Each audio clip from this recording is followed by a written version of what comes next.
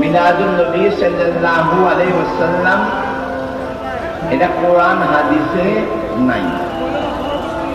আসলে তাদের প্রতি আমি ভালোবাসা রেখে শ্রদ্ধা রেখে বলতে চাই, তাদের হৃদয়ে নবীর মহব্বত ভালোবাসা নাই। আমরা নবীকে ভালোবাসি না, আমরা নবীকে ভালোবাসতাম না, আমরা ভালোবাসি, ভালোবাসতে বাধ্য হয়েছি একমাত্র নবীর কারিমের জন্য।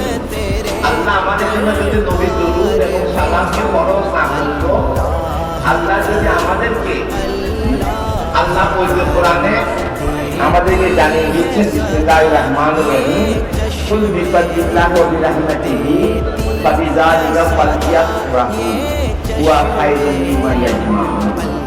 আল্লাহ আমাদেরকে আল্লাহর নিয়ামত প্রাপ্তির সকল গুজারি করতে বলেছেন। আল্লাহ 18,000 মাখলুকাতের মধ্যে আমাদের জন্য যত নিয়ামত দিয়েছেন তার মধ্যে সর্বশ্রেষ্ঠ নিয়ামত হচ্ছে মুহাম্মদুর রাসূল সাল্লাল্লাহু আলাইহি ওয়াসাল্লাম। কেমন? এই নবীর উসিলায় দুনিয়াতে নিয়ামত পাবো, এই নবীর উসিলায় কবরও নিয়ামত পাবো, এই নবীর উসিলায় হাসরে নিয়ামত পাবো, এই নবীর নামের বরকতের উসিলায়, দরুদের উসিলায় জাহান্নামী বান্দারা জাহান্নাম থেকে জান্নাতে যাবে। সুবহানাল্লাহ। শুধুমাত্র এই নবীকে ভালোবাসার উসিলায়, কোন আমলের উসিলায় নয়, শুধু এই রাসূলের নামে করুণা করার উসিলায় হাদিস শরীফে আসছে। আমি এই ব্যাখ্যাতে যাচ্ছি না।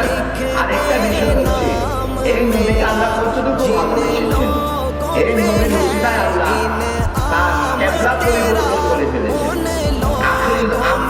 আদমের শরীর থেকে আদমের শরীর থেকে হযরত ঈসা পর্যন্ত প্রত্যেকটা পয়গম্বরের চিন্তা করেছেন একমাত্র আমাদের রাসূল আল্লাহর কাছে এরাদা করেছেন, আল্লাহর সাথে সাথে কোরআন আয়াত নাযিল করে দিয়েছেন। সুবহানাল্লাহ।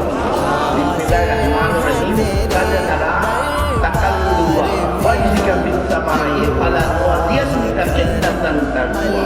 এক্ষুনি এই মুহূর্তে বিলম্ব না করে আপনার কিবলা আপনার ইচ্ছা মোতাবেক, পছন্দ মোতাবেক আপনি পরিবর্তন করুন।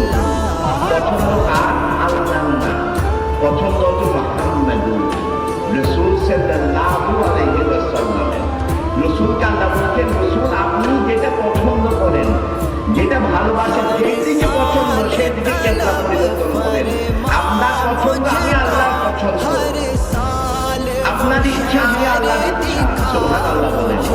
আল্লাহ যার ইচ্ছায় তার কিবলা পরিবর্তন করে ফেলেছেন, সেই রাসূলকে আমরা পেয়েছি। এবং কত বড় আল্লাহ তাকে কত বড় সম্মানিত করেছেন, সেই রাসূলের প্রশংসা করে শেষ করা যাবে না। এই জন্য আল্লাহ রাব্বুল কারীম পবিত্র কোরআনে আমাদেরকে জানিয়ে দিয়েছেন, ওয়ারাফা না লাখা ওয়ারাফা বানিয়ে দিয়েছি না লাখা আমি আল্লাহ নিজে। যিকরা রাসূলের জিকির। সুবহানাল্লাহ। আমরা পারাই আল্লাহ নবী মুহাম্মদুর রাসূল সাল্লাল্লাহু আলাইহি ওয়াসাল্লামকে জিকির বানিয়েছেন কে? স্বয়ং রব্বুল আলামিন। সুবহানাল্লাহ। এই জন্য আপনাদের প্রতি আমার অনুরোধ, এই আমল আপনার জীবনের শেষ আমল হতে পারে।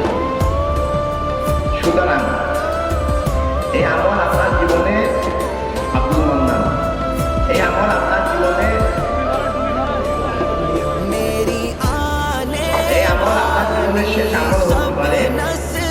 সুতরাং আপনারা মেহরবানি করে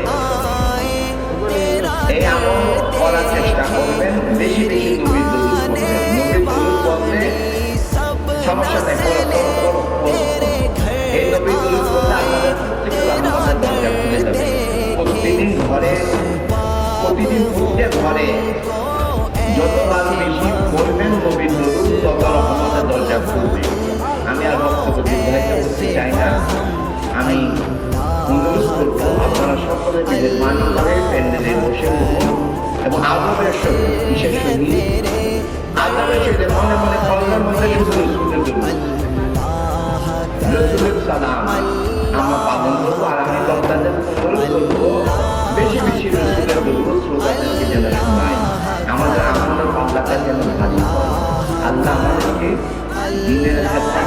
দেওয়ার টাকা দিয়ে। আল্লাহ তৌফিক দান